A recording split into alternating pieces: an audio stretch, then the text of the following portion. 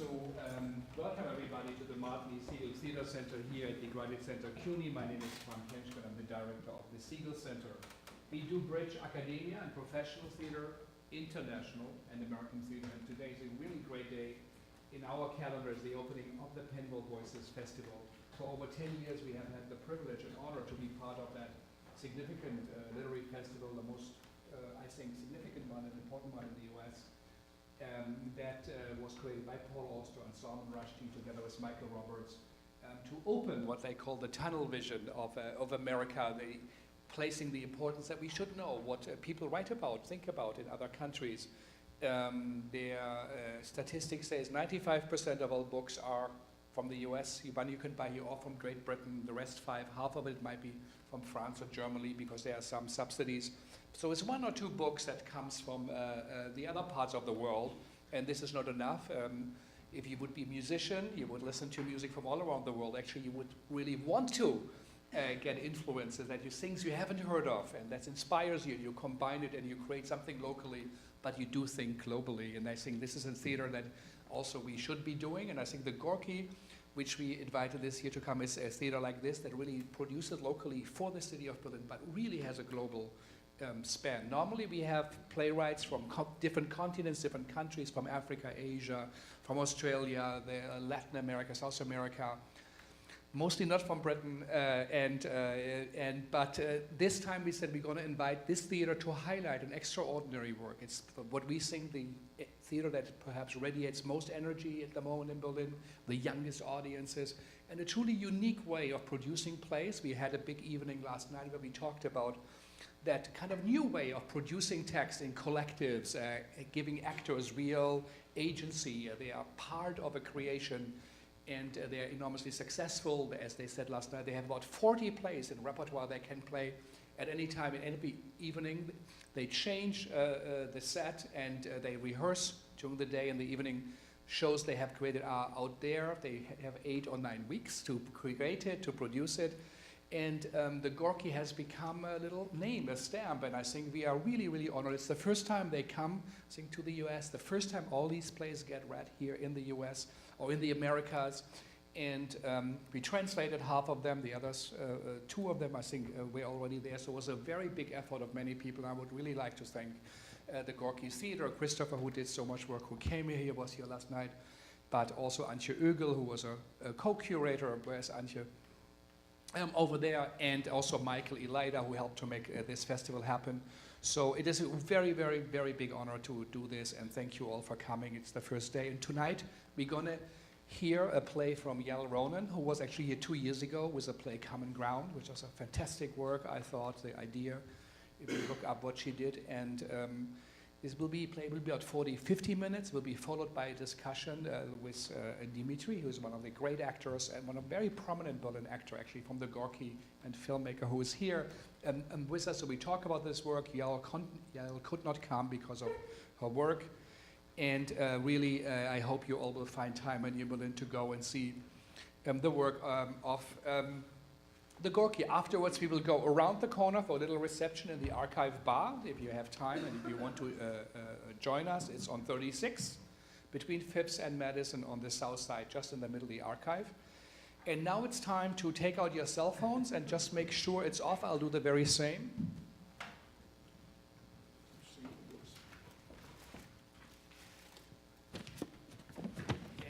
We also would like to thank HowlRound. We are live streaming this event, and we are very happy about that collaboration. Each of these plays can be seen then, later on. So thank you all for coming, and now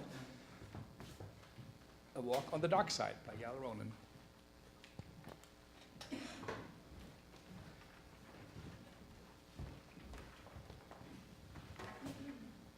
I'll happily start at the beginning. And the beginning was the singularity, and around 13.8 billion years ago, it exploded, and within 1 Planck second, so 10 to the power negative 43, so 0.0000000, 42 zeros, and then 1, it created space and time. When the universe was 100 quintillionths of a second old, so 10 to the power of negative 32, hyperinflation began, and the universe grew by a factor of 10 to the power of 26. To visualize that in a billionth of a trillionth of a second, A meter grew to the size of 1,000 galaxies. The inflation stopped again, and within 1 second, and for the next 300,000 years, everything was actually everything. Every particle of our known universe was connected to every other particle in a perfect, absolutely harmonious state of highly concentrated energy. This then cooled down, and the quarks started to interact with each other and bonded to form atoms. Atoms formed molecules, which formed gas clouds, which formed stars, which began the process of nuclear fusion, burned out, exploded, and the resulting stardust fused to form planets.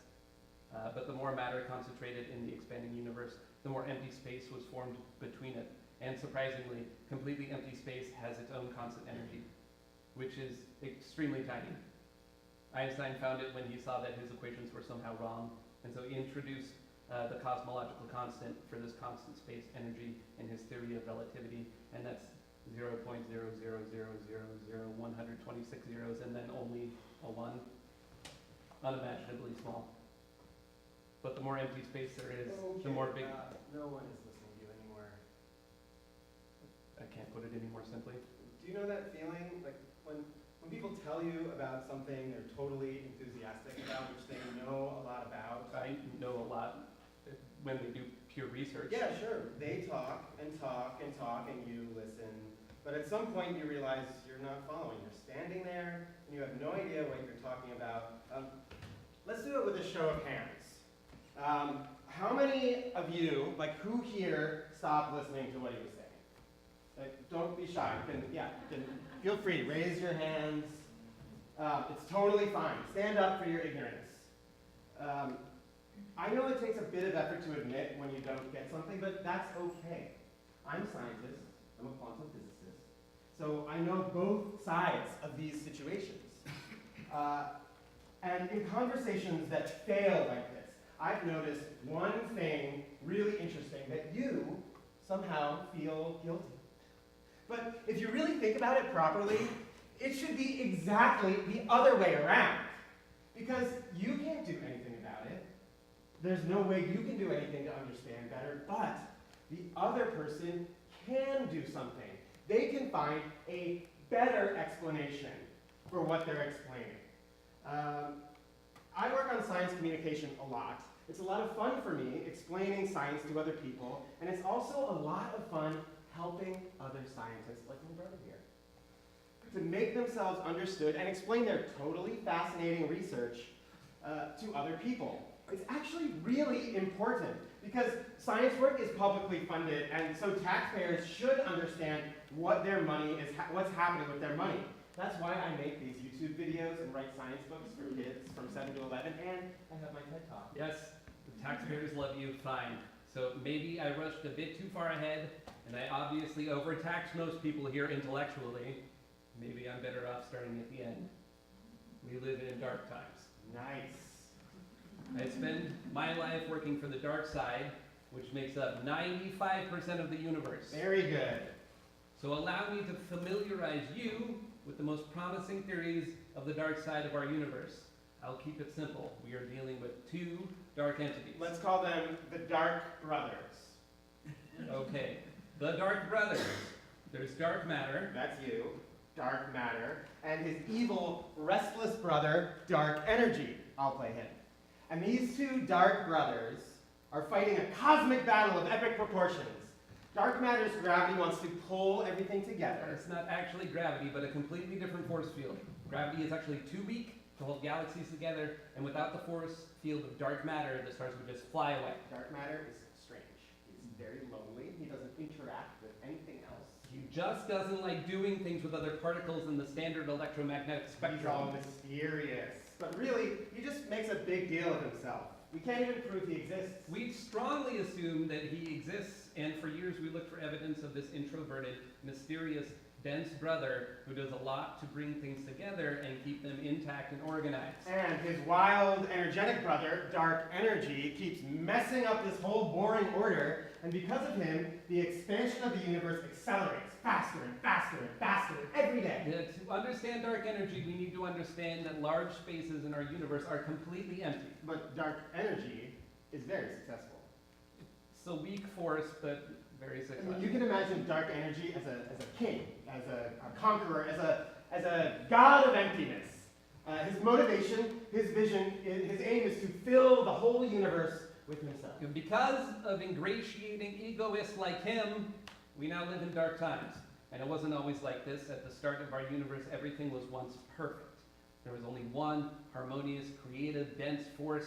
The more this force concentrated and grew, the more empty space it created. And then he comes along, squeezes, kicks, and pushes himself into everywhere with his pathetic force. Everything he did was only based on my work. And of course, vacuousness is super successful in an increasingly vacuous universe, and it spreads exponentially with its sexy energy, so that nothing has any meaning anymore, and we'll soon live in a completely dark universe growing into infinity, in which nothing of real significance can ever be created again. And the worst thing is, he was born because of a mistake Daddy Einstein made. His strength is a virtual bubble, but because at some point we noticed the universe was getting emptier, people totally fell in love with this mistake because he can explain a lot of things around his vacuous YouTube channel.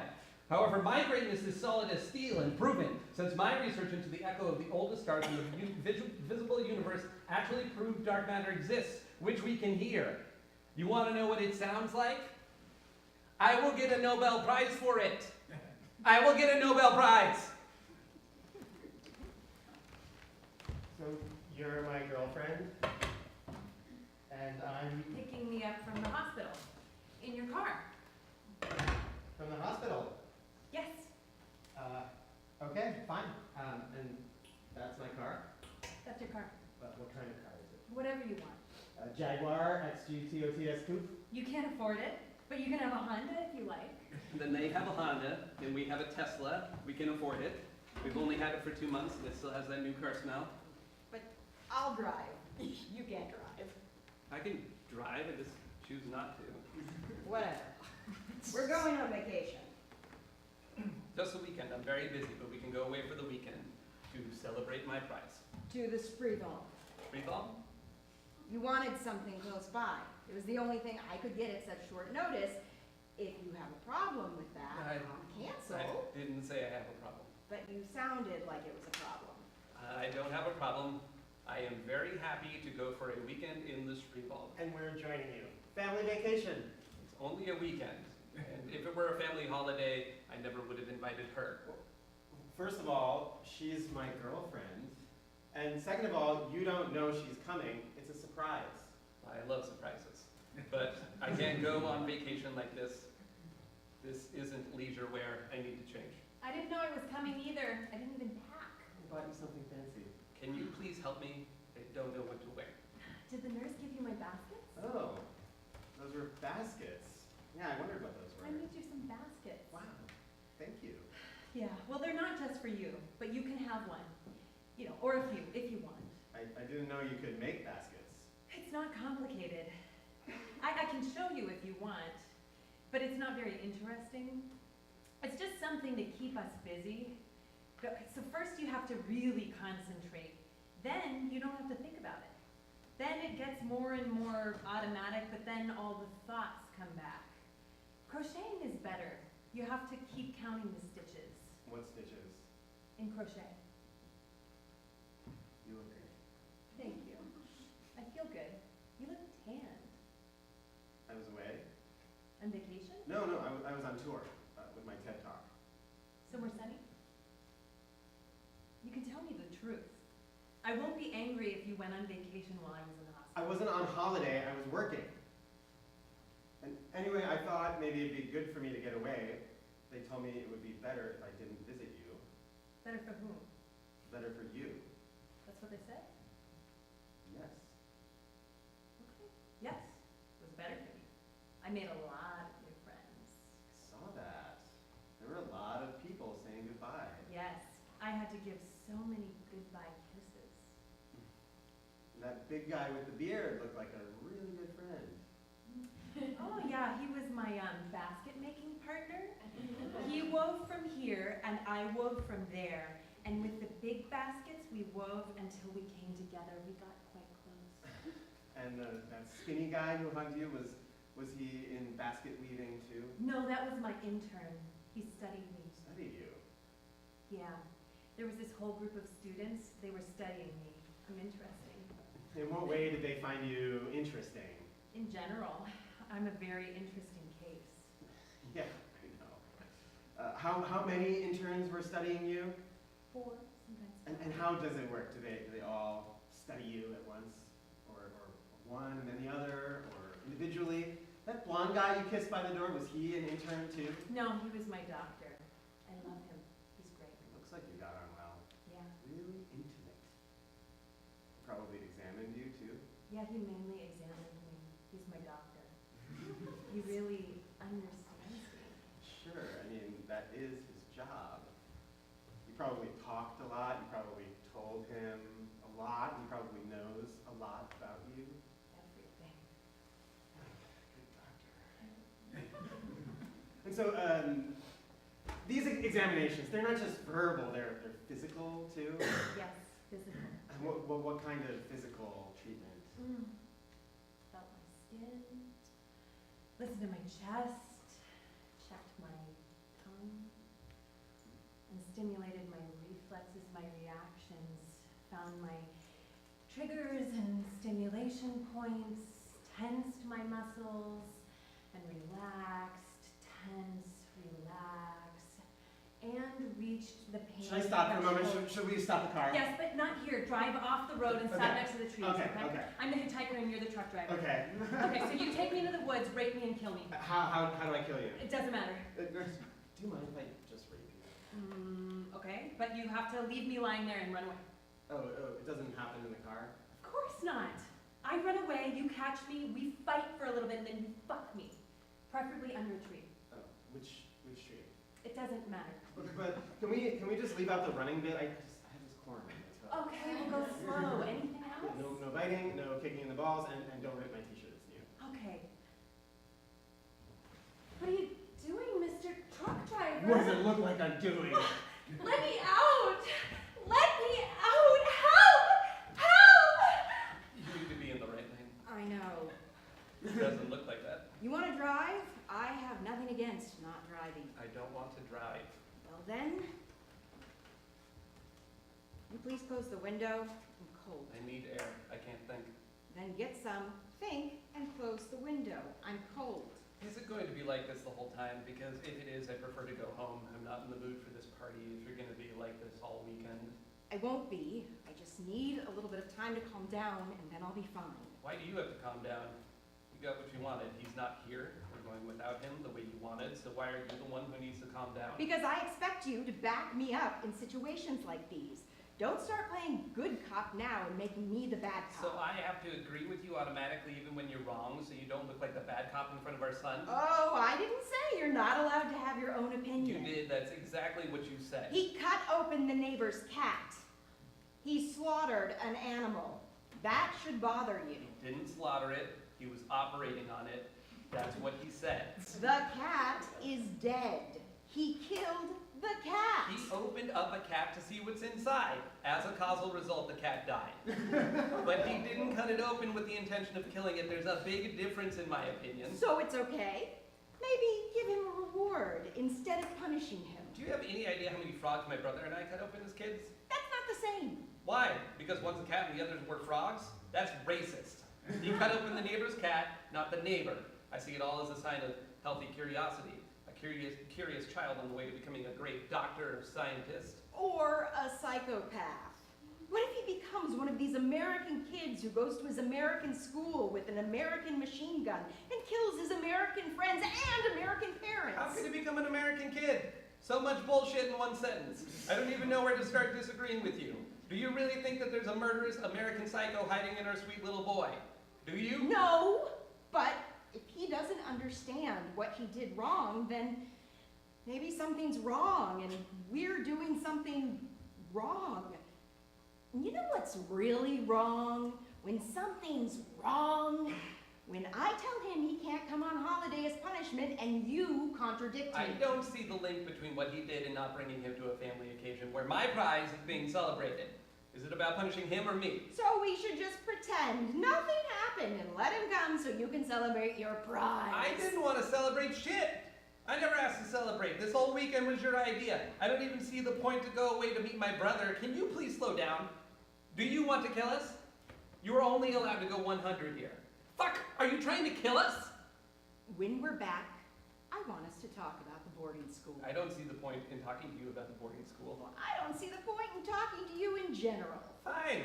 Let's not talk. Great idea. You know what? You should get a prize for that. Hi! Hi. I just wanted to say we're on our way. I had to take a little detour to pick up a surprise. Oh, that's sweet. I love surprises. Yes, it's very sweet. Say hi. Hi. It's Magda. Hi, Magda. I thought she was in the hospital. I was released today.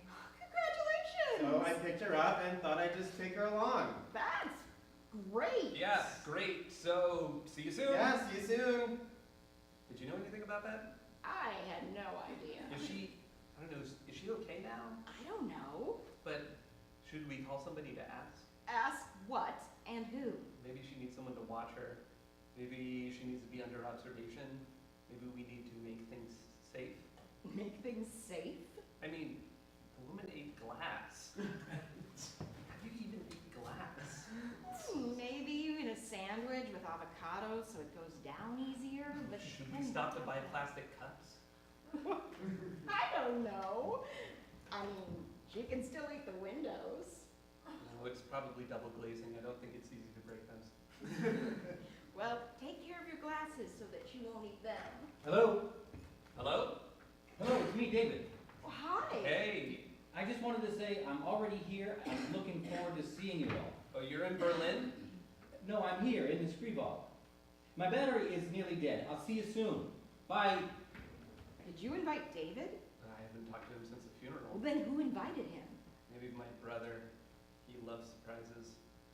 Maybe we should just cancel the whole thing. No. We decided to have fun, and it will be fun. We decided to celebrate, and we will celebrate. Because you deserve it. Yeah, that's true. So basically, my team and I from Arizona Tech are trying to listen to radio waves. It's very hard with all the cosmic background radiation, as if you were trying to, standing in a hurricane, trying to hear a fly's wings beat. And then we find these first generation stars, 78 megahertz. Are you allowed to drink alcohol? I'm not pregnant. Now I'll explain to you why it really did interact with dark matter. That's what the prize was for anyway. I developed a theory about dark matter which makes up 80% of the matter in the universe but is invisible. Let's imagine it's like my subconscious. And I predicted it must be extremely cold because it doesn't form any bonds with other matter. But its coldness is infectious. And if we find the oldest stars in the universe when it was still extremely hot, these signals would have to be weaker because they were being held back by the massive cold. A few months ago, astronomers picked up radio waves that are 13.5 billion years old, and they are weaker than everyone expected, and that proves my theory and will now make me really famous. So, pretty funky stuff. Cheers. Yeah, it looks like they might buy us. Google wants to buy you. Cheers. We want to do a l'chaim. We're in the middle of a conversation. Yes, but we want to do a l'chaim. Everybody's ready. It would be an exit for infrastructure, but it's not that much of an exit. It's the best option at the moment. Many, many thanks for being here with him, Immanuel, his prize. We're so grateful. Immanuel, do you want to say a few words? Yes. So, as Mania already said, thanks for being here, for celebrating this revolutionary achievement with me, which has catapulted me onto the physicist Mount Olympus. I'm happy to see every one of you, even if some of you are a surprise. I only wish my son was here, but he's not. Yes. He wanted to have a sleepover with his friends. It was really important to him. So my son's not here. Cheers. Cheers. That was it? Yes. Okay. Then I would like to say something. We have a lot to celebrate. We can be so thankful. First, we are alive and healthy, and it seems that we all want to stay alive. We all made it. We're all here. Except for Dad. He's not here, he's dead. True? He's dead. And my son's not here either. But he's still alive? Of course. He's only having a sleepover with his friends. Cheers. I would like to take the opportunity. Actually, I would like to say something too. Amy. We are so happy you're back. We missed you so much. I'd like to take the opportunity to say a few words about Dad, if I may. I'm sure, Immanuel, that he can see you wherever he is right now and that he's very proud of you. Whenever we saw each other in the last year, he talked about you a lot. And no matter how lonely and sick he was in the end, he always said, I don't need Immanuel at my side. I'm happier that my son is doing something great for humanity. He can't and doesn't want to do anything for me anymore. I wish he could see he was right. I know it hasn't always been easy between us. Between us three, there was friction. Things that didn't run smoothly, that weren't easy, big challenges. We didn't talk for years. But I'd like you to know, there are no half-brothers for me. You're my brothers. You're the only family I have in this world. And I forgive you. I'm sorry that I left right after the funeral, that I abandoned you. But I followed you from afar. I saw what you achieved. I saw your TED Talk. 2 million hits. Wow. You must have been really annoyed about Dad's car. I really want you to know, I had no idea you wanted to give it to me. I was never interested in plastic. It's cars. okay. It's water under the And I want you to have it. Here's the key. Forget it. It's ours. I'm serious. I don't want it. I know what the car means to you. I want you to have it. I know you'll take better care. Thanks. He's really happy about that. Don't eat that. Mania. Dear Mania. I also wanted to toast to you and to your PhD, that you're still working on it after all these years. Soon there will be more than one doctor in the house. I'm a professor. Doctor and professor. No wonder you have such an extraordinary child. Seriously, one look at Moritz and you know he's different from other kids. Somehow special, just like his dad. I can't tell you how happy it made me when I read about the prize. You didn't have an easy year. You went through a few things. Apart from Dad, a few other things got out of control. It seems everything's going well for you now, though. And Magda, that's your name, right? I have heard so much about you. I think we met briefly at the funeral. I wasn't at the funeral. I was in the nut house. Suicide attempt. I'm sorry. Didn't work though. To life and love. Cheers. L'chaim.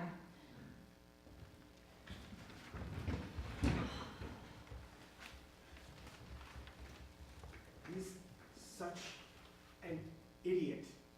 Why did he even invite him? What was that about with the car? Nothing. I don't care about the fucking car. He wears sunglasses inside. Who does he think he is? Stevie Wonder? Fuck him and his, I want to talk about Dad. Dad this, Dad said. Dad was so proud of you. Dad. I didn't know that they were so close. No, they didn't see each other for 18 years. He was 12 the last time we saw him. When my father got sick, probably some defect in his brain burned out his synapses, and then he started with it. I have to find David. I have to see him bring David. You know, he gave him 400 grand in the last 2 years. He just unburdened all his shit on me. But now we have the car. Fuck the car. Why didn't he have contact for 18 years? Forget it. It is complicated. I like complicated. Oh, right, your dad had an affair, right? David is between you and Immanuel? Affair. It wasn't an affair. Probably a one-night stand when he was drunk with some Israelis randomly.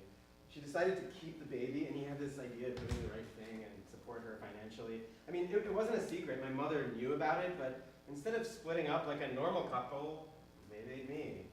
Thanks. We always knew we had a half-brother somewhere in Israel, but I think my father had no contact with David's mother apart from the money. She got religious, married an ultra-Orthodox Jew, and had like 10 kids with him. 10?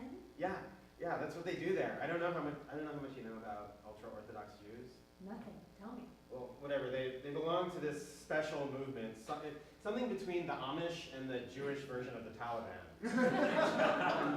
To be honest, I don't know the exact history of David's family. I only know they were very poor and very strict, but I don't know if there was violence or abuse. I don't know. Anyway, David ran away when he was 12, probably after someone beat the shit out of him. And it seemed like there was no way back into that community. Once you've left the religion, for then you're dead. So somehow he managed it. He contacted my father, and my father went to Israel and brought him home. Then he came back with this creature, this alien who only spoke Yiddish, as if he came from another planet. Just imagine. He had never seen a TV before in his life. He talked to it. He sat there the whole time like this. He couldn't deal, that's the way he sat in front of the TV. He couldn't deal with girls and women at all. He didn't know how to behave around them. He was afraid to talk to our mother because he was never allowed to be alone with women. Wasn't even allowed to look at them. He just couldn't deal with anything. He was afraid to talk to our mother or even to look at her. He couldn't handle anything, really. It was as if someone he had grown up in the forest, raised by wolves, and we had to share a room with him. I was 8, Immanuel was 14, 3 boys in one room. You can imagine what went on. He thought he'd be struck by lightning if someone masturbated near him, and Immanuel masturbated every night before he went to sleep. And before David went to sleep, he just banged his head on the wall until it bled. I remember I woke up and saw the bloodstains on the wall. To this day, I don't know what my father was thinking, because this boy obviously had problems. We were kids. We were scared of him, and we were disgusted by him, and we got on his nerves the way kids do, but my father just forced us to play with him, so we played with him. Truth or dare, except with us there was no truth, only dare, and we decided what, and we made him do stuff. And then for fun, I said it totally as a joke. I said, "Jump out the window," and he jumped out the window, 2nd floor. We thought he was dead. We were kids. We panicked. We didn't know what to do. We didn't say anything. We just hoped somebody would find him and call the ambulance, and that was the last time we saw him. We never visited the hospital. I don't even know if my father did. We were sure he was dead and that nobody wanted to tell us. And after a month, my father told us that he was released from hospital and went back to Israel, but we thought he was lying, and we were scared to ask because I was scared I would go to jail.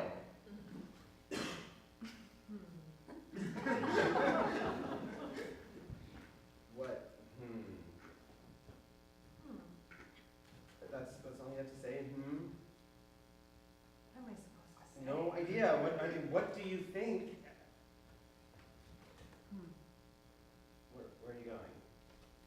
To the balcony for a smoke. I thought you quit. I started again. Everyone smokes in hospital, and I'm not pregnant anymore. What's the problem? Can I join you? No. Sure. I'm going to the balcony for a smoke, not to jump. Okay? Already done? That wasn't even 10 minutes. It took you longer to change your clothes. I've had enough. I want to leave. Oh, where? Home. You want us to sneak out from your own party? It was a wonderful idea and an enjoyable evening, but I want to go home now. That would be funny. I'm not joking. I know, and that is what is so funny. I want to leave and I can't drive. Can you just drive me? Try hitchhiking. Could you please just drive me home? You can come back if you want. I don't mind. Oh, of course. Do you want some rescue remedy? What? A homeopathic remedy against panic attacks. I'm not having a panic attack. Do they help? Who?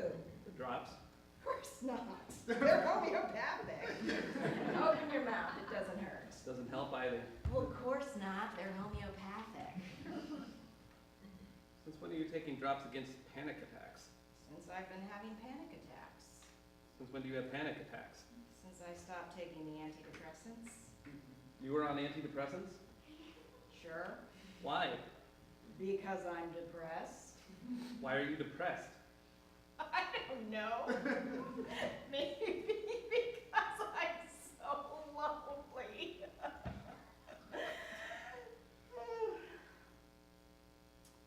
She looks good, don't you think? Who? Who? Magda. They both look good. They're happy and in love. They're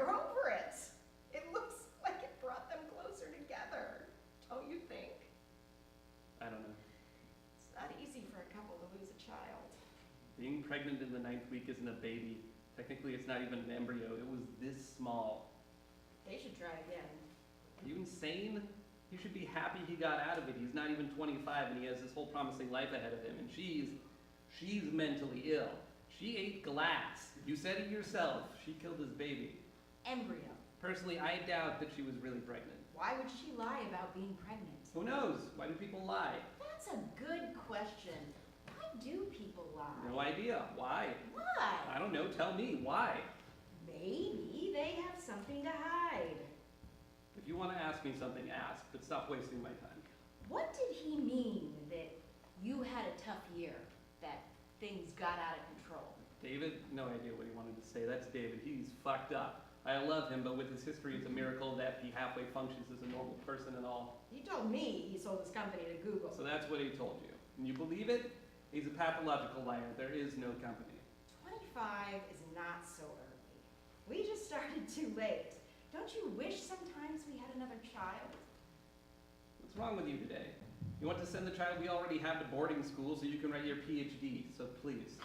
But if Moritz dies, at least it's just not the two of us. Why would Moritz die? Children die. It happens. Maybe a cat will cut him open because it wants to see what's inside. You're sick. Did I say something wrong? No, So, what happened? nothing, I'm fine. Did you bring the ropes? Why not? I don't know. You just got out of the hospital. I thought maybe it was inappropriate. I don't get the connection. You should have brought them. Sorry, I saw a hammock outside. I could use the ropes from that. Forget it. Okay, Why didn't you come visit me? I was there. Once. You came once. I told you I was there. Twice. You weren't there. You didn't give a shit about me. All of you, your fucking brother, your fucking hypocritical family, you don't give a fuck about You know that isn't true. You asked me not to come. I did not ask you not to. I was there, and you didn't want to talk to me. You didn't want to tell me what happened. You said, it's none of your business. And you told your doctors you didn't want me to come back. The doctors said that, not me, and you believed them. You abandoned me. Bullshit. You didn't even think of me. How can you say that? I thought of nothing but you. I was worried about you. I nearly lost my mind. And why did you abandon me? Why did you abandon me? Why did you abandon me? I didn't abandon you. I'm here. You abandoned me. You don't love me I anymore, love right? you. How can you say that? How can you say that I don't love you? I love you so much. I want to marry you. Let's get married. Let's make a baby.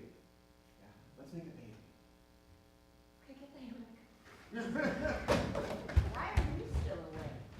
I quit smoking, so I can't sleep. Ah, didn't know it was connected. I don't know if it's connected, but it sounds good. I quit smoking. Mazel tov. I'm going to make myself a tea. Do you want one? Maybe later. But you can stick with me a bit if you want. Sure. I wanted to tell you how I appreciate what you did for him, for Papa, how you took care of him. I loved him a lot. We had a special connection. We had good talks. He's a very special man. Was. Yeah. It was hard to see how that disease changed him. Last time I talked to him, he begged me to get sleeping pills so we could. Yes. I can understand him being helpless. And not only that you can't go to the toilet by yourself or wash yourself, you can't even kill yourself. Even though, sorry, It's I okay. didn't mean to. It's okay. He felt guilty that he was a burden just when you were trying to get your doctorate. I wanted to help him. He was grateful for what you did for him. I wanted to help him. I know. I'm gonna go make the tea. Wait. Thank you.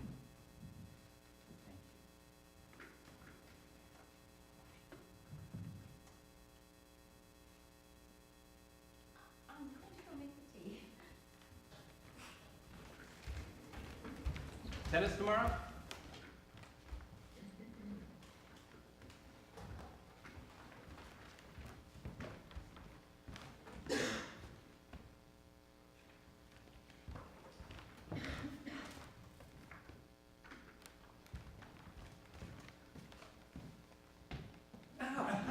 Shit, fuck, I'm sorry. Did I break your glasses? That's fine. I'm so sorry.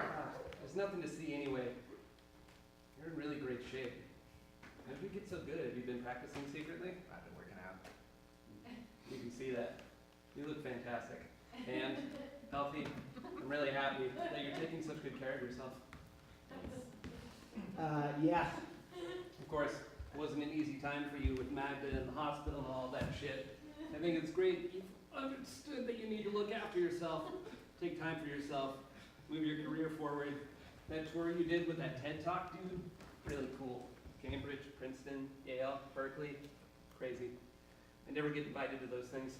I thought you hated my TED Talks. Are you insane? I'm sorry if you thought that. No, maybe I should have said that you oversimplify facts. But that's what's brilliant about it.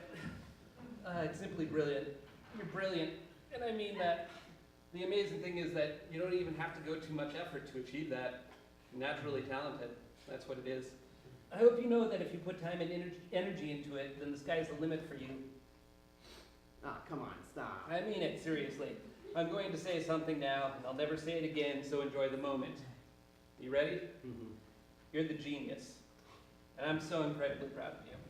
Look what you've already achieved in your career in only 3 months. Sure, I mean, she was in the hospital. You were more focused than usual, but just imagine. Yeah, no, forget it. What?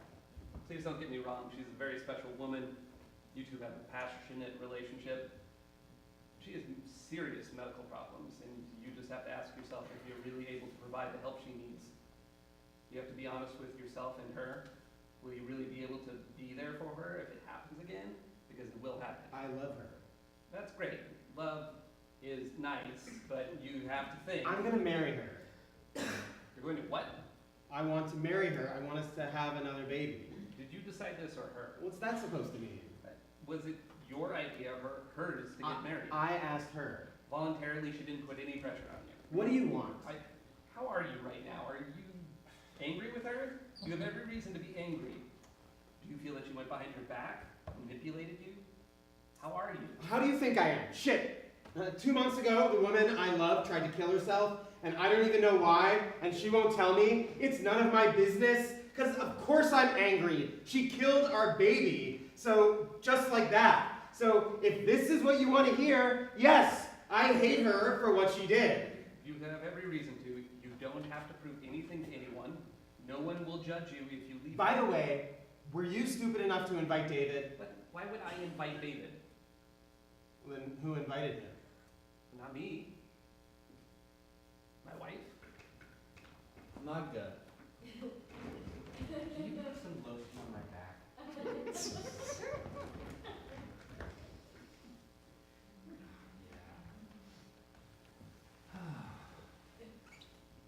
Good. Good, Magda, good. You want some too? A bit on my shoulders. Shoulders, shoulders, shoulders.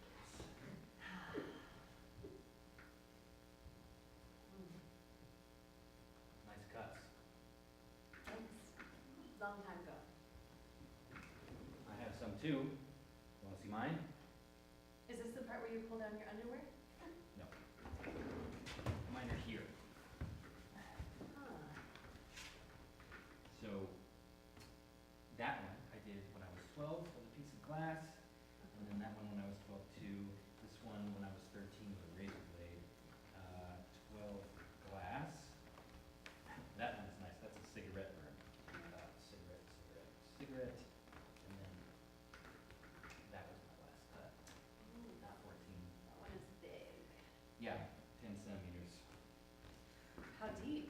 You know, I don't know. The cutting thing never worked for me. The only thing that worked for me was burning.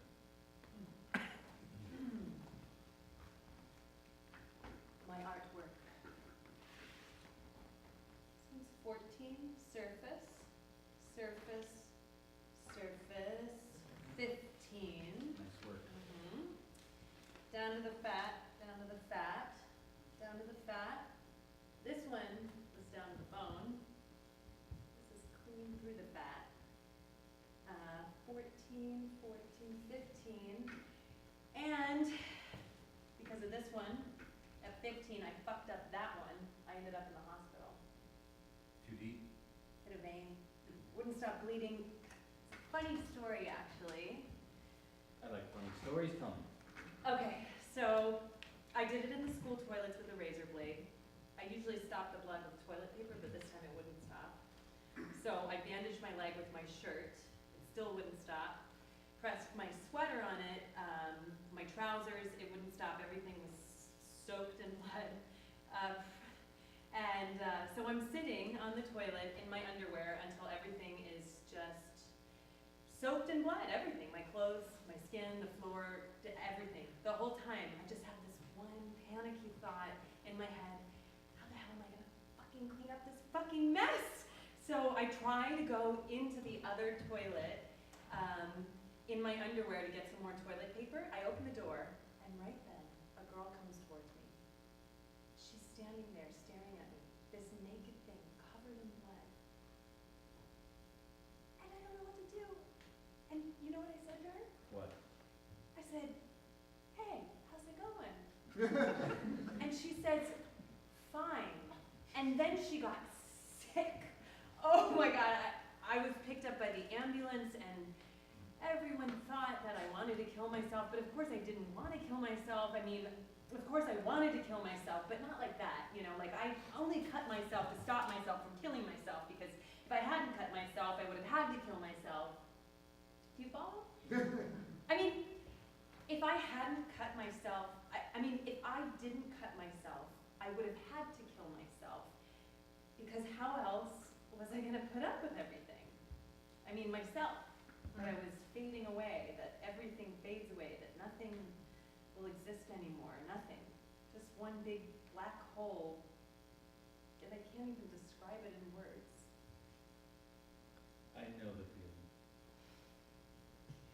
I wanted my suicide to be clean, not this bloody lump of pork in a dirty school toilet. Controlled slitting of the wrists, or drowning like Virginia Woolf. A girl from the hospital, Nancy, my true love, she tried that way. She went to Denmark to the Wadden Sea, went into the ocean at low tide and waited for it to come in. And what came along? A group of Japanese tourists. Then she swallowed razor blades in the hospital, survived. Pill overdose, survived. Swallowed glass, didn't survive. To survive, she came up with the craziest self-harm methods. She poured hot oil on her chest at lunch. Oh, she was totally out of control. I mean, what can you do with a kid like that, you know? No, seriously, what can you do with a kid like that? They put Nancy, my true love, in timeout, solitary confinement. There's just a bed and a piss pot and a plexiglass window in the door. When you lie there, people just stare at you through the window from the corridor like at a zoo. At some point, time and space just stop existing, and you start to leave your body. You see your body from above, lying there so vulnerable, so weak. How long were you in timeout?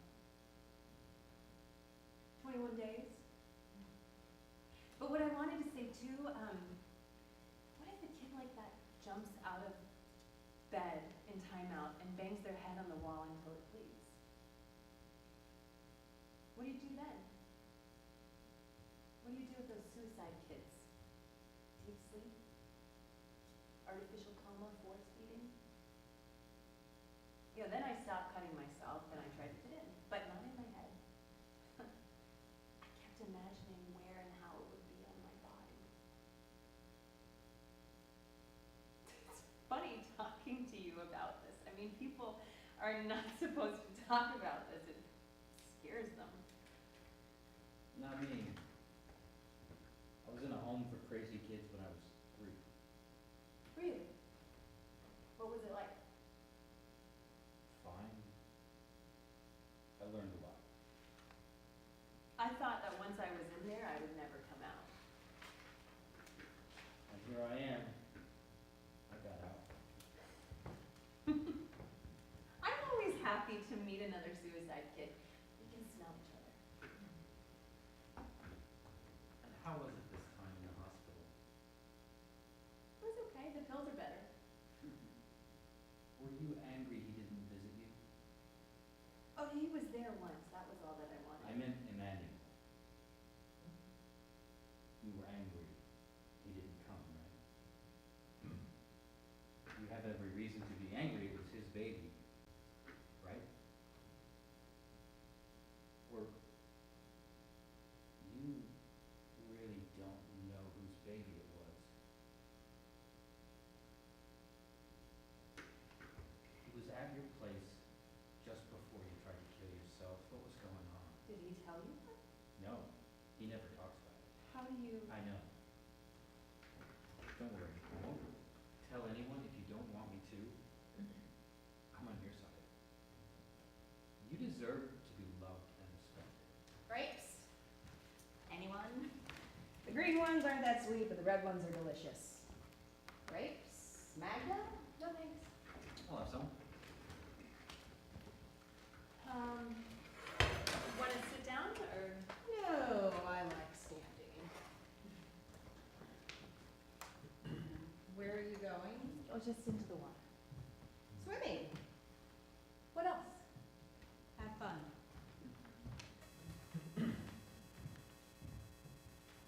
I wanted to thank you for yesterday's conversation My pleasure. about the thing with the, Don't worry. I'm About- not gonna say anything.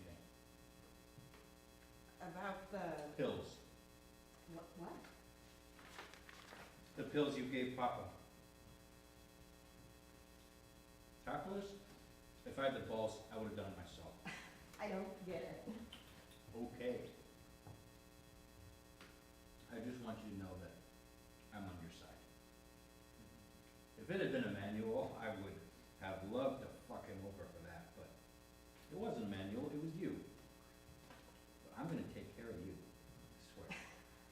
I don't know what you're talking about. Okay. But if you need anything, let me know.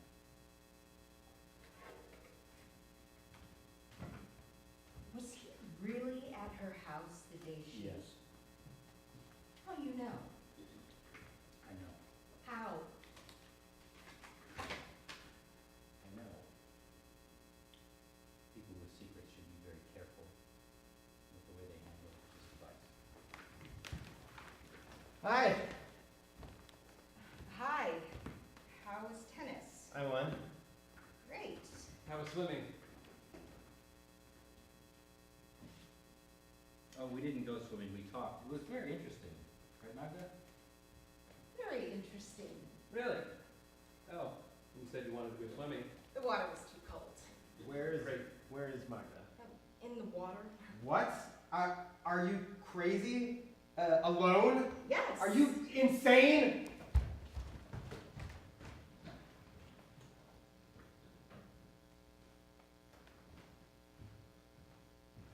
There she is. Mathias is looking everywhere for you. I'm here. There you are. Yeah. Good.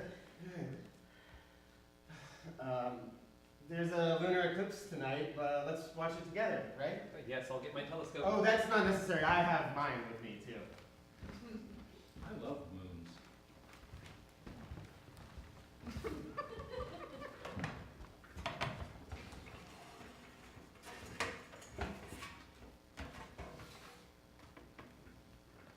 Besides the two dark brothers, there's another even darker entity in our universe, a black hole. To be completely honest, we know nothing about it.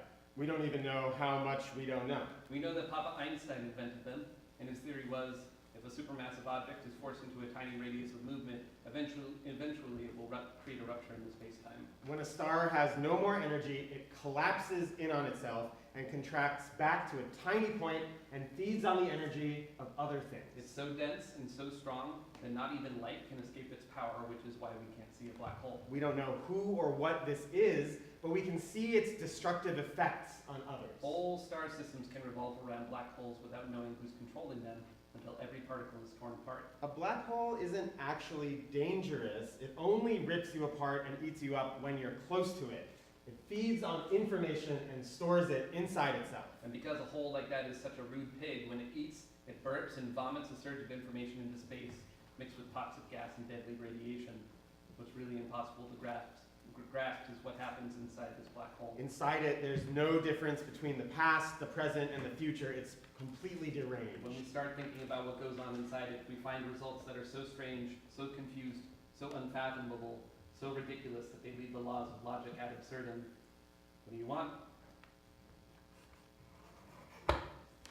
Strange mount. Yeah, I thought so too. It's a new bridge from Skywatcher. Only came out this year, but it has the huge advantage that it doesn't shake much. And the focus around them is smooth as butter too. 12-inch, 24mm illumination, parabolic primary mirror. 88%? 94. Visible difference. 1 to 10 magnification, 1 1/4 inch reduction. It's a bit short, don't you think? Yeah, I wanted one with a short focal length, so for looking at deep sky objects. And you really brought this massive thing? Once you get used to it, because mostly I look at the weak galaxies and the details of the hydrogen clouds. You know all about that. How much you got in the database? 42,900 objects. We can control them all with the touch of a button. So, who wants to go first?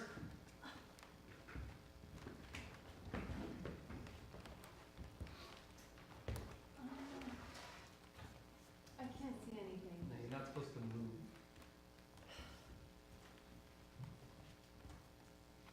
Are you disappointed that I didn't manage to kill myself? Please don't be ridiculous. I never thought you'd do something stupid like that. Really? I thought you'd be most thankful for it. You wanted me to end the pregnancy. No, I didn't. That was definitely not what I wanted. It should work. I loved you. This is definitely not the right time to talk about it. David knows. What? Yeah, I'll take another look.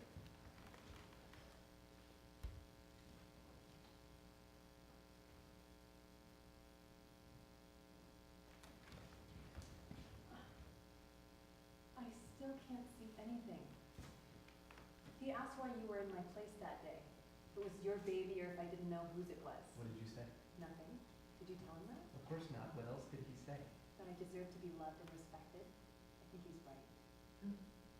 I want to tell Mathias the truth. Now that he wants to marry me, I don't want to keep any secrets from him anymore. Did they castrate your brain in there so you can't control the shit coming out of your mouth anymore at all, or what? You won't say anything, not to Mathias, not to anyone else either. No one will believe you anyway. Everyone knows you're sick in the head, a serious danger to yourself and others. Everyone knows it was irresponsible to release you after 3 months. I'm not a strong man, but if you dare to open your big mouth, all it needs is 2 phone calls and you'll be back in solitary confinement, where you can spend the rest of your meaningless life regretting that your glass eating didn't work. Okay then, do it. Try. Can I see? It's yours. I'm going to Mathias.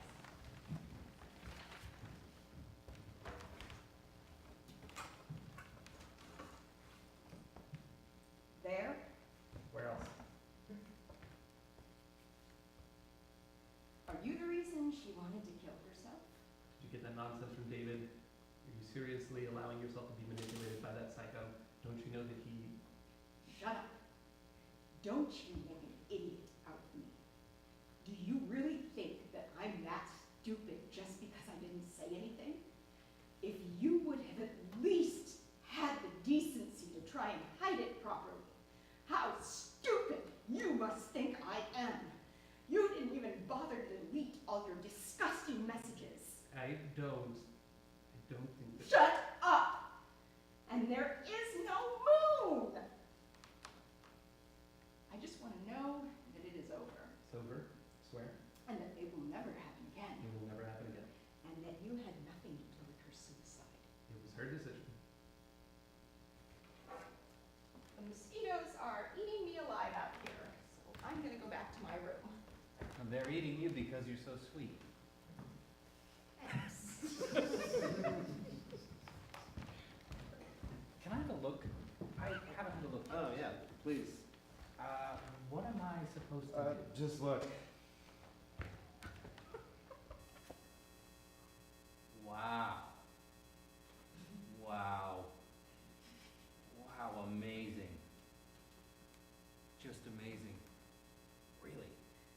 amazing. Thank you.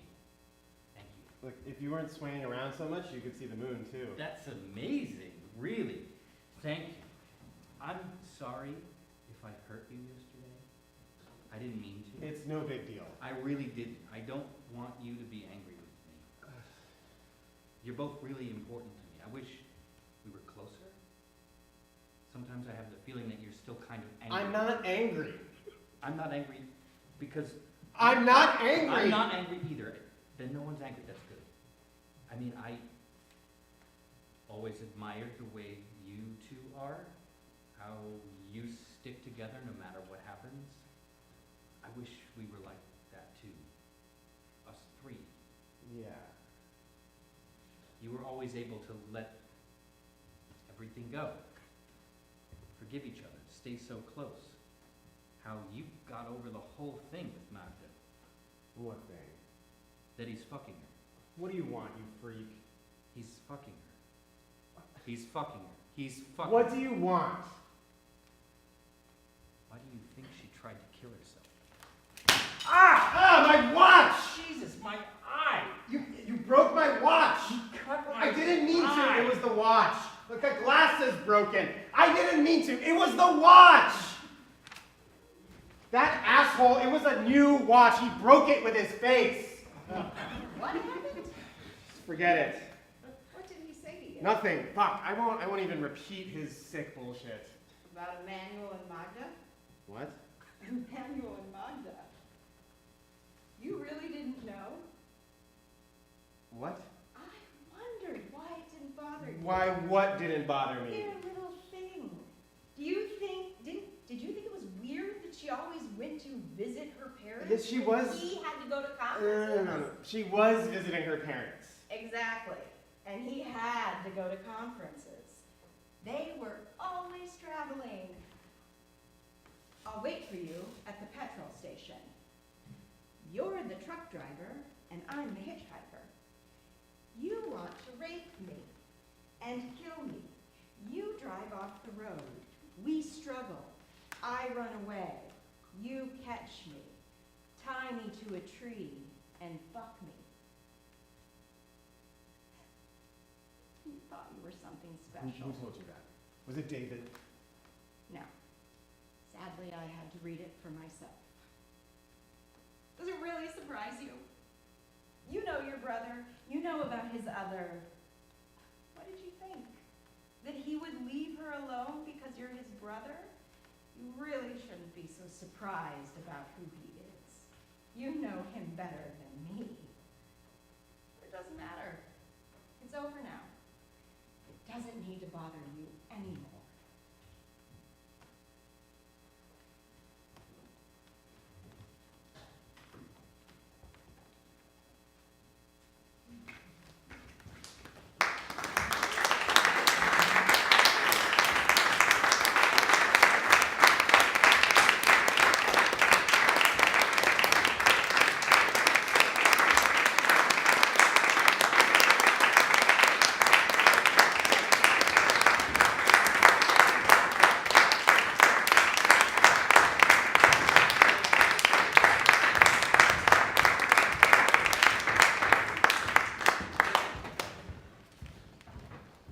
Well, that was one reading. Yeah. So Yael Ronen, as I said earlier, couldn't join us. She's in Berlin working, but we have Dimitri with us, who was part of the cast and who developed the play. And Sarah, who directed. So another round of applause for her, what she put together in a day. That's amazing. Let me make sure it's on. Yeah. 1, 2. Yeah.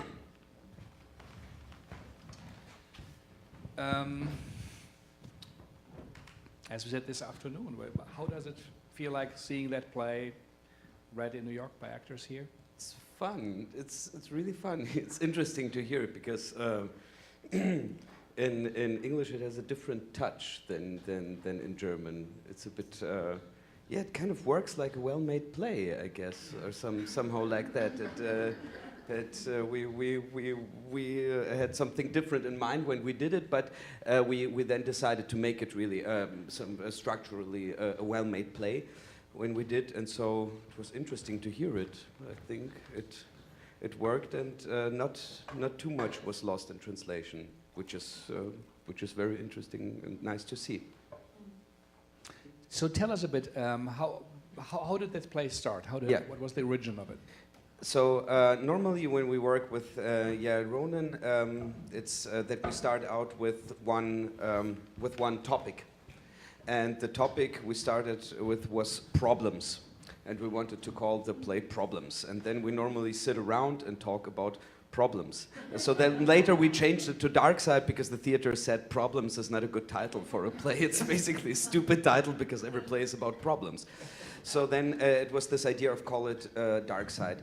And what we then do is, so most of the cast already knew Yael, and so we know a lot about each other from different writing missions and from different plays. And so for the first weeks, we started out with a process of what energies we have in our minds and what causes problems in us. So then the first step was just, so without having any play or any idea of what it will be about or anything. So we started out, and for the first week, I guess, we worked on writing down or trying to name the voices we have in our heads who fuck us up, and which are patterns that constantly direct us, each and every one of us. And since every work with her is personal, and we normally don't share anything which somebody else told, I just keep talking about myself and how this part of, so I played the part of Immanuel, was developed. It, right? We created it, yes. So basically, then this idea, and so then we started to develop those voices. And one voice in me was this extremely cold, rationalizing dick, which I am sometimes. And this kind of, I later read the term of cosmic nihilism. So like believing in kind of nothing and everything is shit, and human beings are just the worst. Yeah. So, and reacting extremely cold and extremely rational on something. And then the parts was that other actors start to reenact certain situations that you have, but they enact your voices in your head. So and then they start, and we try to figure out what are the most powerful voices in our heads. So we share with each other our problems. So for some it was self-destruction. For others it was a strong and, well, a kind of wicked sexual desire, and so on and so on and so on. You sit at a table, or is that in the rehearsal room? That's in the rehearsal room. So sometimes we write, and then when she has an idea, and say, okay, let's just prepare that and make an improvisation about that. So you have a piece of paper and a pen in front of you, and you write things sometimes, down? Sometimes it's some form of energy work, of meditation that we do. Sometimes it's some forms of ecstatic dancing and just finding out of where energies come from, and so on and so on. And then the thing was that the guy who was playing Mathias, my brother, he was an acting student of mine, and he was this horrifically talented guy. But he kind of looks a bit like me, and everybody in the theater said, and since I taught him, he also acts a bit like me. So we thought, oh, it would be nice, no matter what we do, if we play brothers. So we decided, okay, we will play brothers. And then they decided, okay, so then the woman who was playing my wife, with her I had already many plays, and she had this thing which she once said in rehearsals, that she's kind of sometimes scared or repulsed by me So we thought, okay, that it would be nice that she will be my wife then in this play. And then came the day, and through this whole process, we made, if somebody has any kind of idea at home or comes the next morning and says, well, I thought about that dark side, and maybe something with black holes. And then Stephen Hawking died. And since I was a very, very lonely child, and from the very beginning I read, I kind of got into theoretical astrophysics. So when the day after Stephen Hawking died, Yael asked me, can you do a speech about Stephen Hawking and what he was researching on, and in general talk about it. And then I started talking about Stephen Hawking and about his theories on black holes. And then we dug deeper, and she started, okay, so what about dark matter and dark energy? And then out of that, because I talked about that, we thought, hey, wouldn't it be fun if Immanuel was a physicist, physic, yeah, whatever, physica, yeah, I don't know, physicist, yeah, that's the right term, a physicist. So this whole idea was born. And then we thought, but since this beautiful, talented actor who plays my brother didn't know anything about physics, we thought, well, maybe he could also be a physicist, but somebody who makes YouTube stuff.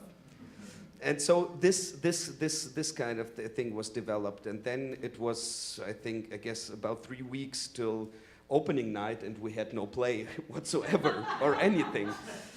So then we sat down and started writing this first scene, which we have basically written in, I don't know, 25, 30 minutes. This verse when they start reacting on each other. And so then taking also the personal stories and experiences and ideas of the other actors, those characters were developed. And then while we rehearsed, we kept on writing new scenes, and then it's like 3 days until opening night, and we have no finish. And we're just sitting there and then say, okay, so what will happen? Okay, if he knows, and then, and this kind of process. So it's you always write against the little time you have. So the black hole is swallowed that. The black hole swallowed, and then we just decided, Immanuel deserves to be punished. And so Mathias, and so in our adaptation of this play, he beats me until I'm crippled and in a wheelchair. Yeah. So this, and then you become Stephen Hawking. Yeah. So I become Stephen Hawking. Yes, and then this is the final punchline of my wife. Then and she says, "Now you look like a real Nobel Prize winner," and this is how this whole play ends. This is German humor, okay? Yes, it's very dark. It's not. So, Sarah, I know you have to go at 8 o'clock to catch your flight out of JFK. Which gate is it? I don't know. Can you keep? Because I don't even know. Do you have my confirmation number? So we asked you to have a look at the play, and you said yes. So what sense did you make out of it? Well, it's so interesting to hear that there was another ending, because the ending that we had, that was the end, was the last thing, was she's like... Yeah, because this was like 2 days, you have the text that was 2 days before opening night, so there was no ending, actually.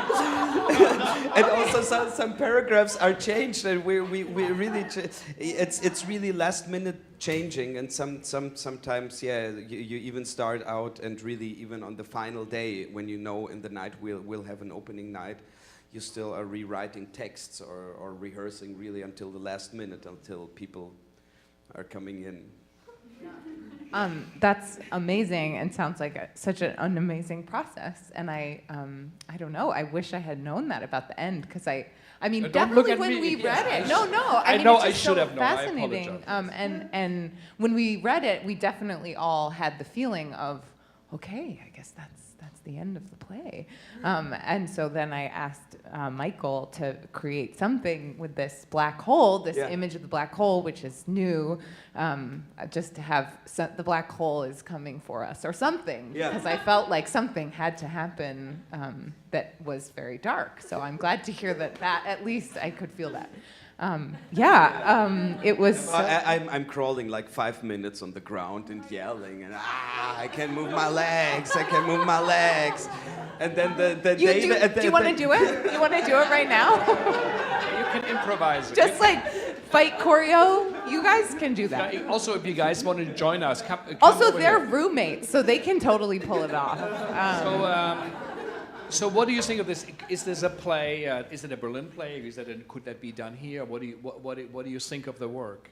I really loved it. We really had a lot of fun working on it. I think there's something about just the like matter-of-fact delivery of a lot of really dark material that was very satisfying. That I think, I don't know, sometimes there can be something in American theater where we feel like everything has to be very dramatic, and if something dark is revealed, it has to be received that way and sort of cause all this drama. And I just really appreciated that even though, you know, different forces in the play were causing problems, often those problems were received with, I mean, just Mania at the end being like, well, I don't know. Yep, that's it. Yep, he was fucking her. I don't know. Bye. Like, everyone's response, or the conversation between David and Magda where they're like, yeah, yep, and that's what it is. That's what it is to be human. Sometimes you do want to kill yourself and it feels awful, and we all experience that. Why do we have to make it into such a big deal? If you had 1 or 2 more days of rehearsal, you might have come up. We might have come up with that same ending. Oh shit, I remember now. No, when we then drive home, there's another ending actually, because there is still a phone call with the son, which was left home, and he cut himself open. This is the final thing. Oh my God. Guys. German theater, it's so much fun. Amazing. The kid dies at the end, and the man is crippled. So what did you have to wrestle with? What you felt was the complication? What was or challenging in the play for you? I mean, feel free to chime in, guys. But I think we were trying to figure out what David was doing, sort of where he had come from and what his role was, and how he knew what he knew, and whether that was. I think we sort of came to that was both a literal knowing, like that he could have somehow gotten a hold of someone's phone with his Google spy company. That was where we all went with it. Pretty much what we had. Yeah, but that it was also something sort of metaphysical, that he just like sucked in information. So yes. It's hard to sort of get that in a reading, but yes. That's what we had some conversations about that. But it feels, after reading, we had to read it a few times, then we were like, I think this is what's going on. No, it was actually at one point, a few days before opening night, there was still that he explains how he got this information, but then we felt now it gets a bit too well-made playish American. So somebody also, you have to explain everything. But so we stayed with the notion of that it should have still something metaphysical, that you can guess it, but it's still unclear and in the dark. And also with the David character, there was this idea, because the demon of the actor was the revenge demon. That he has really harsh revenge fantasies of, and he wanted to, so we thought about this guy who comes to take revenge. I think we also, there felt like there was some layer of almost that he was a ghost, like because they hadn't known whether he was alive or not. That for so long that they had been like, maybe he is dead, that there was sort of this layer of, he's a black hole, he's a person who works for Google spyware, and he's maybe not, he's dead. I don't know. They can be all true, I think. Yeah, but I also want to point out about the way the Gorki or this play, how the company works. One could argue, of course, downtown companies have done that for a long time, which is true in ensemble work, sharing, creating text together, and doing this. But it is highly unusual in a theater like a Gorki, which is one of the 4 or 5 cities theaters, that this method of working is being transferred. It would be the same if saying, like a musical in New York is being created, and everybody can say, the actor can say, I don't want to sing that song, I create my own, I write my own, or they changed something 2 days before or the day of the opening. It's unthinkable. As unthinkable this is also for a German city or state theater. It's as unthinkable as it would be for a New York director doing Daniel Fesch says, I want to change the Oklahoma ending a day before the opening. Can't do that.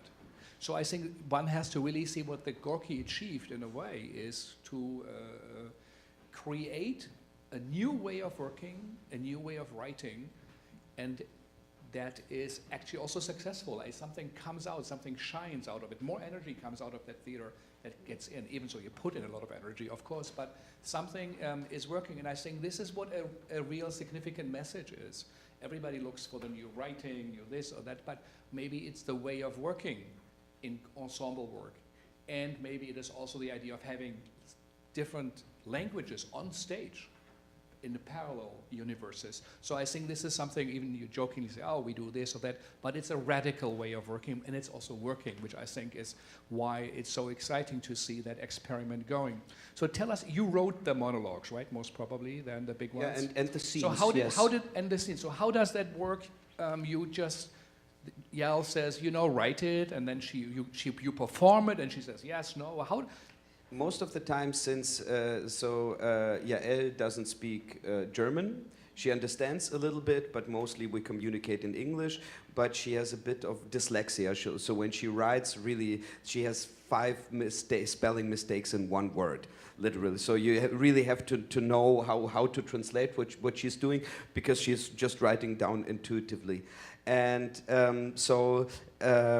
when we, it depends whether we work on a scene in English or in German.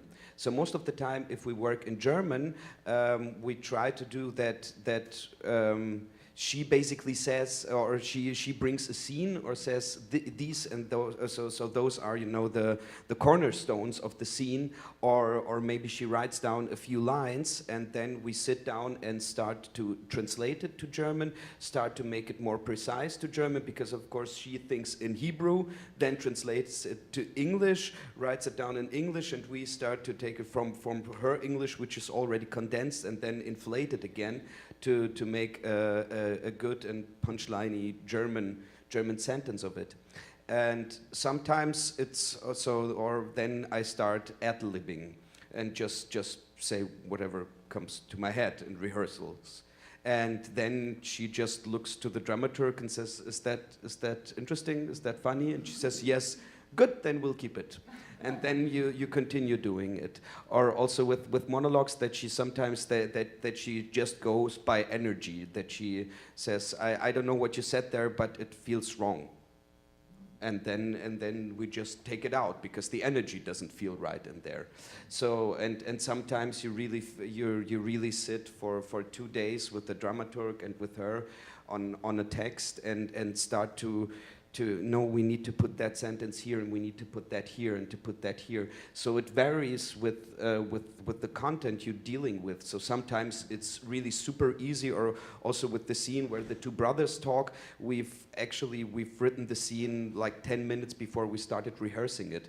Because, yeah, it was the costume designer gave us costumes of tennis, like for a tennis match, because he wanted us to wear tennis clothes. And since everybody is respected, so you need to wear those costumes that the costume designer gave to you. And then we said, okay, so maybe we should play tennis.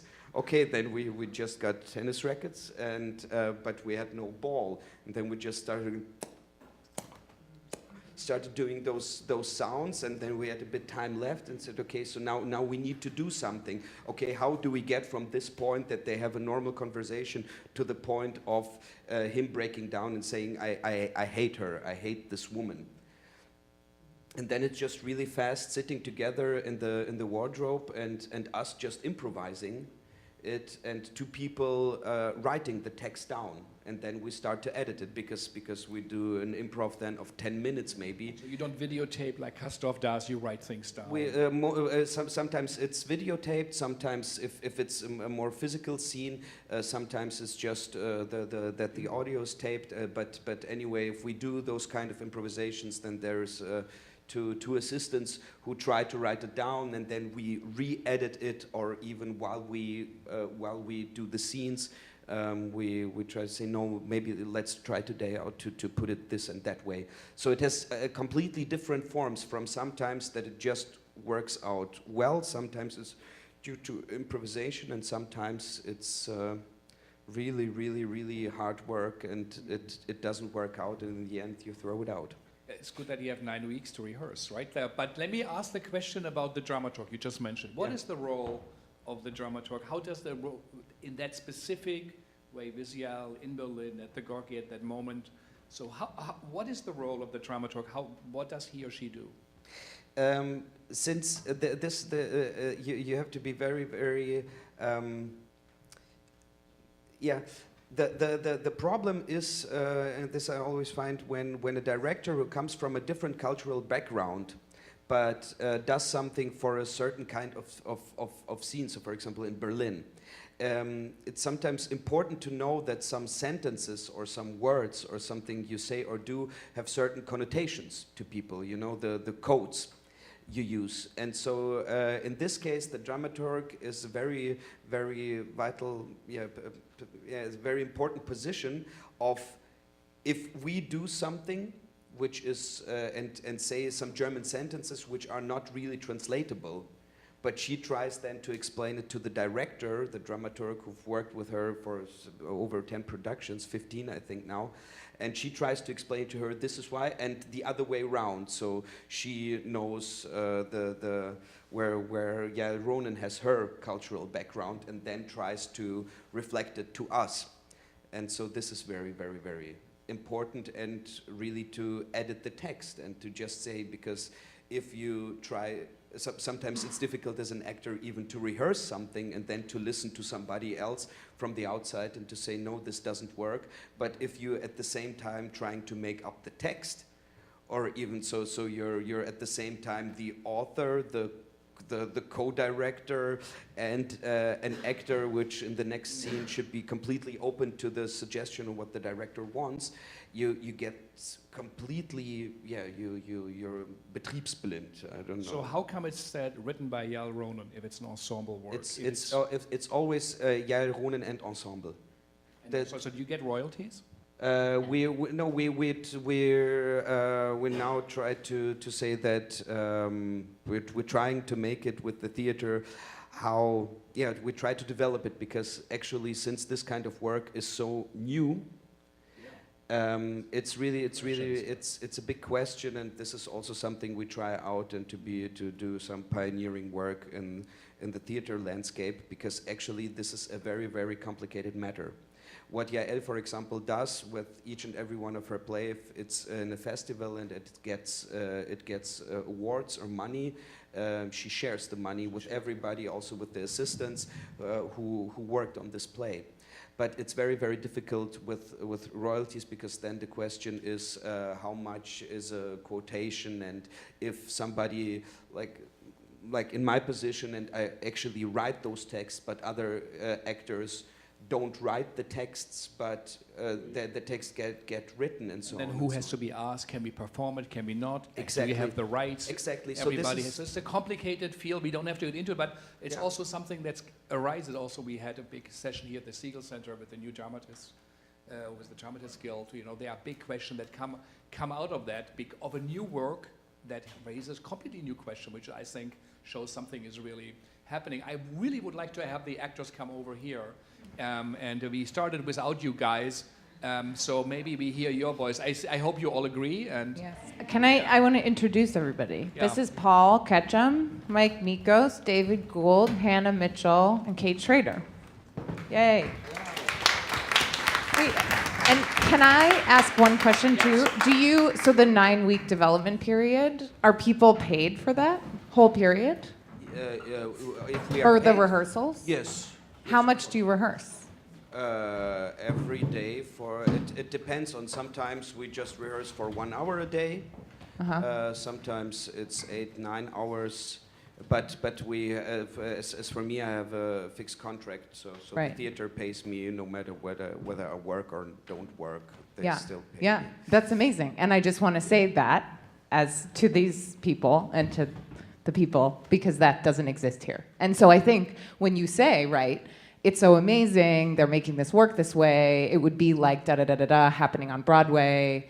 That's why it doesn't happen here. And that's why it can't happen here, is because there's not funding for it to work in that way. And it's so frustrating because I love working that way. And I worked with Elevator Repair Service, which is one of the closest companies that we have like that, where people are devising things over a really long period of time with an ensemble. Yeah. And that all that work is credited to, it's by Elevator Repair Service. But it's almost impossible to make that happen here. Anyway. Yeah. No, but this is why I said since it's a state theater or a city theater, so the city subsidizes the whole work. So about 80 to 90% of the theater is subsidized by the state. So just the last 10% are actually through ticket sales. But one can also argue they subsidize it even if no ensemble member is included in creating the work. You know, then it's just the director or the drummer. So it's not that they can rehearse longer because of this. The times are similar.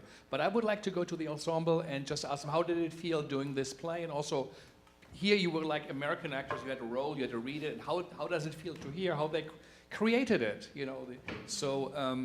I'll maybe you hand the mic over. Whoever wants to say something about it. I feel like this is definitely the way that I always want to work on a play. Yes, exactly what you described, Dimitri. And like performing the play, it certainly had that sense. And in fact, the way that you were describing the development process, about how it was like on different days you were feeling different things, and then you would make that scene on that particular day. There's so many scenes that have that feeling, especially with Immanuel. The lectures feel so substantially different than when he's interacting with Mathias during the tennis scene. Yeah. It's like the tenor of the character changes completely from scene to scene, which is so great. Because I feel like all the time when I'm an actor, it's like I need to have some motivation that persists throughout the entire show that takes me all the way to the end, instead of just being like a human being where, you know, from day to day, I completely change the way that I interact with the world. Yeah. Yeah. Any thoughts, comments?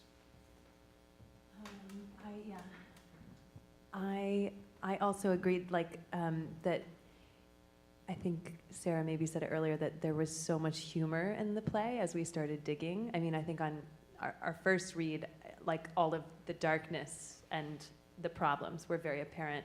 But yeah, I feel like the dialogue and the humor and the sort of, it felt, I was very struck by how natural the dialogue felt and how sort of like organic and lived in those relationships felt, even though it had been translated how many ever, you know, and you're saying it's been translated many times. And so that felt very apparent to me, that you guys had actually spent a lot of time kind of just inhabiting these roles and exploring what they were, and then spontaneously trying to capture some aspect of those relationships. I thought that was really cool and successful in this. Yeah. Thank you. Yeah, I'm seething with envy just hearing a description of this process. Like she was saying about, you know, working with translations. I think on a first read, second read, in, you know, the short time we had, we're like, okay, we can tell that we knew that there were other languages used in the production, which we're setting aside for now, or in English. We know that there's probably something lost in the punchlines. We know that, like, and to hear you describe a process with a dramaturg and people that speak these languages, and people that not only speak the language but understand the connotations and the jokes and the full texture of that is we rarely get a chance when we're working with translated plays to we trust the translator, who is rarely in the room. It's usually, you know, Paul Schmidt, who did the thing, and you're like, well, I guess, you know, and, you know, to take the time and go back to source material, because of course we're Americans, we only speak English anyway. Just to put in also, to say the Gorki Theater, even if the play's in German, they will have always subtitles for every play. They do not assume that everybody speaks or understands German. It would be like saying here every play that even is in English language will have subtitles in Spanish, for example. And that's a significant idea, I think. So, sorry. Yeah. I just want to say one other thing, that the idea of taking a costume design that's been like worked on independently and incorporating that. That's so insanely cost inefficient. We would never, I mean, I have worked that way with companies where it's like a shoestring budget and we, you know, kind of, like we don't have a play, but we have a sound design and we're gonna start from there. That is so, like just such an enriching place to begin. And it's so rare. So I'm hoping that as you iron out your process in Berlin and figure out who gets paid and for what and how the money works, that you'll like send us the model when you're done with it. Because we sorely need it. I mean, we don't get to play like that because nobody's going to spend the money on a costume design. Be like, what, tennis? We're not doing tennis. You know, that's the end of the conversation. So it's, anyway. Also for the translation, I need to add, for example, a few details, because now that you've mentioned it and how much you trust the translator. So for example, the woman who was playing my wife, so your part, she speaks a German which is okay, but since she moved from Israel to Germany about 6 years ago, her German is very bad. So when she tries to improvise it or tries to say something, so you write out the line in English, and what she said in the first moment, we've written down. So it's bad German, but it's very interesting how it's structured. So it gets a very natural point. And of course, hearing that in well-written English is something completely different. Also for a couple, where you have just the disadvantage of somebody who has the power of language above somebody else. And then if she gets really angry at him, she switches to Hebrew and starts insulting him in Hebrew. And the David character, he also, since he was raised by Amish Talibanish wolves in Israel, he also speaks a very, very strange form of German mixed with some Dutch accent, with some British accent, and it's very, very interesting, so that there are two people who are immediately, even if they just later on they start speaking Hebrew with each other, but from the very beginning they have some form of mutual understanding. But this is due to the fact that you don't try to, you know, flatten down and make it everything into perfect German, which normally in Germany Germans love German culture. so it's difficult, you know, to break this down, but the possibilities that you then have all of a sudden are so huge and so subconscious and work on a subconscious level, which isn't even, you know, really translatable. But still, to hear that those scenes all of a sudden, if it's written in perfect English, and then to hear that it makes sense on another level, but other problems emerge from that, and then it was so. I was really happy to hear that and to hear, whoa, this text kind of works if it is actually translatable, not in the sense that it's just in a different language, but even if it's in a different language and you have those forms of, you know, ironed out, it still works and makes sense. This is something really, really astonishing to hear. Yeah. But before we come to audience question, also a question to you: how personal really is the work? Because you do have a brother, and he works in the creative field also. Yeah. Do you work through personal things, or do you say, oh, it's just a guy, I know, he's an actor, we worked with... How deep does it really go? In some parts, really, really deep. So also in this form of work, we had another production with Yael, which had an opening night recently, and where an actor a few days before the opening night refused to play it and said this is now too personal or too close. And also in other processes, this is the first thing Yael usually says to the actors. So as soon as you have to take care of yourself, so as soon as you have the feeling of not being able to say something, you do it. Or in another play which we did, which was called Denial, I had a monologue which was fictional, but about when I come clean about my father who was molesting me sexually as a child. Yeah, and she wanted me to do it, parts of it in Russian, since I have a Russian background, and also the audience knows that yeah, I'm Russian. And I refused to do that. and said, no, this is too close. So this would would make me feel uncomfortable. Really, the notion that my father, who might come to see this play, then so you always try to touch those lines of reality, of merging it, but sometimes you really need to take care of not crossing this line. And sometimes Yael can do it. Sometimes you need to do it with your fellow colleagues who try to work on that with you. Just to say that sometimes you just open up the portal to your demons, which is completely not healthy. Because as much as it's great, it's really, really great to be in a cast and people who are willing to share deep personal secrets, personal scars, horrific things they lived through or they made other people live through. But at some points you really need to be careful that it doesn't cross this line. And sometimes it even does with some people, because they were not too careful, or you didn't see it coming and they just realize it later on, or you really feel like shit while doing this production, which really, really bothers you, or opens something up, and people, and you need then to help with a therapist or something like that.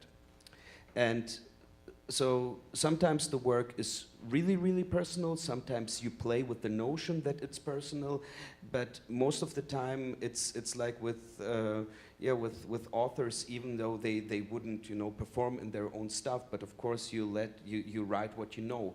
And yes, I have a brother who is highly successful, and we work together. So he's a filmmaker and won a Student Academy Award for a movie which I've written. And so we constantly fight, and this is a thing I know. And so it's fun to write those scenes because I know it. I know how to handle it. And this of course then comes down to that. And sometimes you also write texts which are too much to handle for the audience or also for the other colleagues, which is just that you say, okay, thank you for sharing, but we'll just put it somewhere there. And then maybe someday we'll do another play and we'll take those texts out again and say, so now it fits. And this is a very, very interesting process also, to think that it's not for this one play, but it can develop, and even if in 10 years we'll do another play about something completely different, we will remember, oh, but you had this great text then about you fantasizing about raping your mother. Would you be so kind to bring that to the stage? And then we'll do a scene, because it's German theater. Yeah, well, so in a way, Yael is like the doctor in the play who kind of tense and relax, looks at the tongue, and then what are the thresholds of pain? Yes. So, and in the nut house of life. Sarah has to go to catch her plane. Thank you again. At JFK? Lisbon. Oh. Lisbon, yes. What are you doing there? Why? Oh, your car. The vintage car key. Yeah. So. So maybe, Mike, if possible, let's have some light on the audience. We need to give one mic back. Oh, you have one? Okay. So we're a little bit over time, but I thought it was kind of a good discussion. So we go a little bit over it. So we start. We go one and then two here.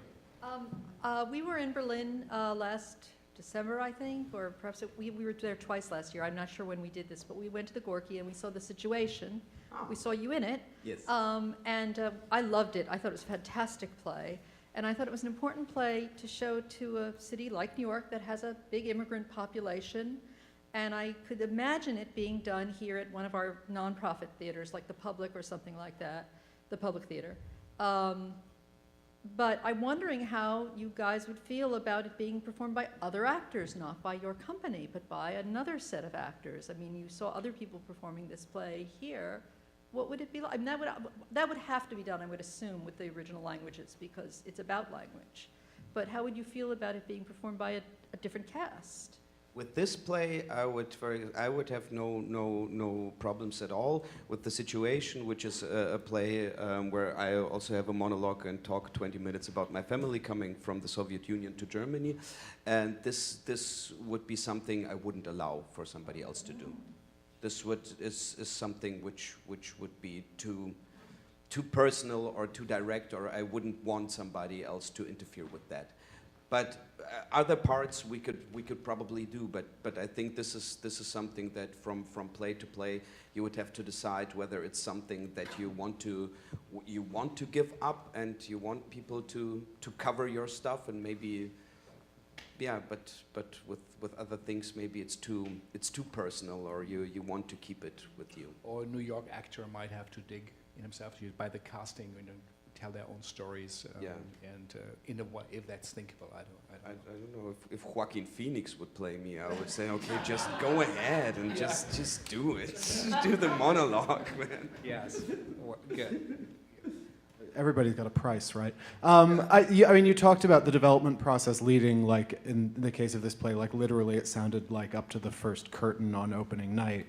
I'm curious about what happens after that. Is the play fixed from opening night, or does the development continue? And then I know if you're a rep company, sometimes these things will stay in rep for a very, very, very long time. Does this text stay the same through cast changes? Do the productions get revived many years down the line with a completely new cast, and then is there a new development process? Could you talk a little about that? Yeah, if it's personal, then yes, and most of the time we do it, that there's still some kind of process that you start again with working with other people, but going through the same process, but maybe in a shorter time.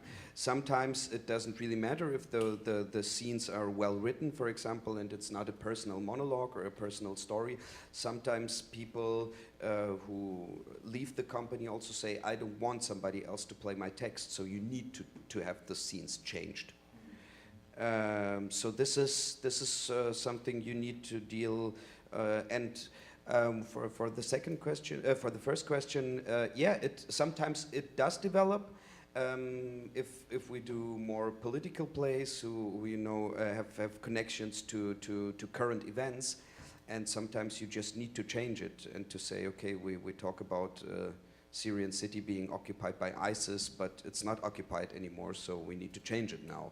So, and this is something we do sometimes in the process, or also if the play is released just on very short notice, or how do you say it, so kurzfristig, and then sometimes after 5 or 6 performances we meet again and say, no, this scene doesn't work, but if maybe we could do a rewrite on that, and then we just rewrite it and try it out. So this is also a great possibility then to do it and to change it. Last question. I love your fearless development process where you just jump in. That's really intriguing. I'm interested in Magda's, how her character was developed, especially the suicide and the cutting. I do a lot of documentaries with people who have been in suicide watch wards and have been in mental hospitals, and that was very convincing. I was wondering if Yael had, that was a self-portrait, or how that was developed. As I said in the beginning, it's difficult to say about the process of other people because we try to keep it confidential, but it was mostly those things, the actress who played it, she brought it, and she brought many texts about that, and many ideas about that. So this was not due to Yael, but due to the actress who developed the part of Magda. Maybe 1 or 2 more comments or questions. Jim? I have a question about the evolution of the Gorki Theater and its repertoire. The first time that I was there was about, I think, 2009, and I saw a very radical production of Danton's Death, but it was still Danton's Death. And then I didn't come back for a number of years. The next thing I saw was Third Generation, which was just absolutely stunning, which seems much more in line with what we're seeing in this piece. Was there a conscious break when the company said, no, we're going to do something totally different, or was it more of a gradual change, or do the older works somehow come back sometimes? Maybe Christopher Yeah. Christopher can answer that. Well, I mean, Just say who you are. And, Hi, I'm Christopher. I'm part of the artistic leadership team at the Gorki. So, 2009, it was a completely different artistic director. It was Armin Petras. And the new leadership by Sharmin Langhoff and Jens Helge was in 2013. So, yes, there was a let's say, radical change, because you already have a very different artistic team and a very different ensemble structure. Because usually in Germany you have either, if you appoint an artistic director or an artistic team, it's basically 5 or up to 10 years. That the artistic director takes over with an ensemble, and usually when that changes, also the structure of the ensemble and the ensemble members changes. And yes, it was very completely different. The older, I mean, Petras' era was very much focused on making theater plays that were very contemporary, especially of German contemporary writers. And with Sharmin Langhoff and Jens Helge, we had this we still have this very diverse ensemble with many different faces. And in 2013, very fresh faces even for the German theater scene. So, yes. So I think we're getting really close to them. It's almost 2 hours, but normally everybody says, Frank, never do anything more than 90 minutes, you know, in New York. So that just shows this was really an inspiring reading and a great play. So what are you working on now when you go back? I know we were lucky to catch you in a break, but what's on the plate for the Gorki, or were you involved in? With the Gorki, I take a small break, because it has taken its toll on me. Do you say that? Yeah. Oh, my English We don't is see so it, but good. if you say so. No, it's really, what I have to say, and this is really a downside of working like that, it really fucks you up. Because I've played in the last 6 years, I've played more than 100 shows each season, while rehearsing 5 new plays each season. And while writing those things, and try to, you know, going through those processes, and after a while it's really tough to do that. No, in the beginning it is, yeah. but then after a while in this working heaven, it's so now I'm taking a small break and not doing any new. So I'll continue doing the performances, but Yael is working on a play about witchcraft right now, and it's called Rewitching Europe. Yeah. Or this is the working title we're working on. We did a 2-week workshop with her. And we're actually renovating the theater right now. So the main stage is actually already closed. We're still doing some stuff in the studio until mid of June. And then we have our regular summer break. And we're actually building a black box container in front of the theater, which holds 200 people. And then we return with the main stage in September. And I think it's going to be an exciting and full season, because we're actually doing also the Autumn Saloon, it's called. It's also part of, so we have regular premieres coming up for the next season alongside the repertoire that we're playing. And then we have a festival, basically, or like a exhibition also in autumn, with 30 artists who are showing their works in the theater, and we're having guest performances there also, and yeah, we'll see what will happen. We have a lot of program coming up. Amazing. I thought we do a lot here at the Segal, but you know, that's there's so much more next to the 40 plays they have in repertoire. I mean, you just have to imagine that. So I again really thank you for coming. Thank you for coming. Really, thank you for the energy you put in and the time in this. Truly reading that I think caught the soul of that play that dark matter. I would like to invite you all to come around the corner. We are on the Archive Bar, as I said before.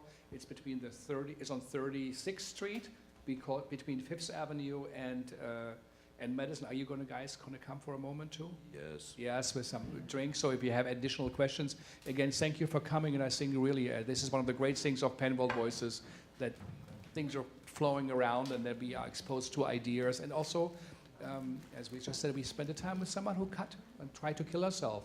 And we felt something about it and we learned something. So thank you so much, and hope to see you in the 2 other days. Thank you.